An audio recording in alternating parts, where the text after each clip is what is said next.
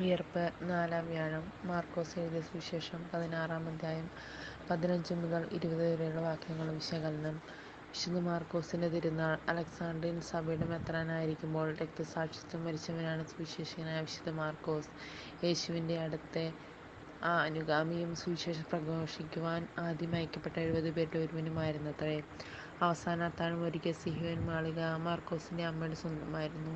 ശിഷ്യന്മാർക്ക് ആദ്യം പ്രത്യക്ഷപ്പെട്ടതും പെന്തക്കോസ്താ സംഭവം നടക്കുന്നത് ഈ ഭവനത്തിൽ തന്നെയായിരുന്നു എന്ന് വേണം അനുമാനിക്കാൻ.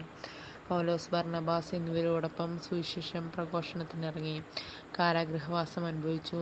പത്രോസിന്റെ സഹായിയായി. എങ്കിലും പൗലോസുമായുള്ള ചില അഭിപ്രായ വ്യത്യാസങ്ങളാൽ ജെറുസലേമിലേക്ക് തന്നെ തിരിച്ചു പോരുകയാണുണ്ടായത്. പാലസ്തീനയിലുള്ള വിജാതീയർക്കും പുതുക്രിസ്ത്യാനികൾക്കും വേണ്ടി പത്രോസിന്റെ ആഗ്രഹപ്രകാരം AD 65-നും 70-നും ഇടയിൽ സുവിശേഷം രചിക്കപ്പെട്ടു. യേശുവിനെ നേരിട്ട് കാണാത്ത ഒരു തലമുറ വന്നപ്പോൾ തങ്ങളുടെ അനുഭവം വരും തലമുറയ്ക്കായി എഴുതി സൂക്ഷിക്കുന്നതിന്റെ ഭാഗമായിട്ടാണ് സുവിശേഷ രചന ആരംഭിക്കുന്നത്. ദൈവപുത്രനായ യേശുക്രിസ്തുവിന്റെ സുവിശേഷം എന്ന ആമുഖത്തിൽ നിന്നും തന്നെ തന്റെ സുവിശേഷ രചനയുടെ ലക്ഷ്യം മാർക്കോസ് വ്യക്തമാക്കുന്നുണ്ട്.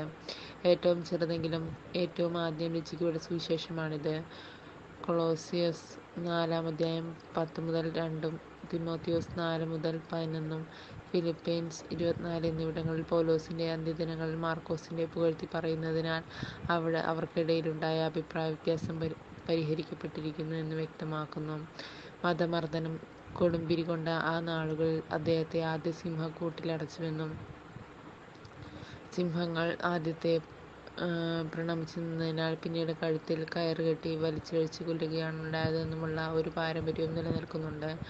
അധികാരികൾ ശരീരം കത്തിക്കാൻ ശ്രമിച്ച് പരാജയപ്പെട്ട സാഹചര്യത്തിൽ അദ്ദേഹത്തിന്റെ മൃതശരീരം ആദ്യം അലക്സാണ്ട്രിയൻ ദേവാലയത്തിലും പിന്നീട് ഭൗതിക അവശിഷ്ടങ്ങൾ വെനീസിലെ വിശുദ്ധ മാർക്കോസിന്റെ ബസിലിക്കയിലേക്ക് മാറ്റി സ്ഥാപിക്കുകയാണുണ്ടായത്.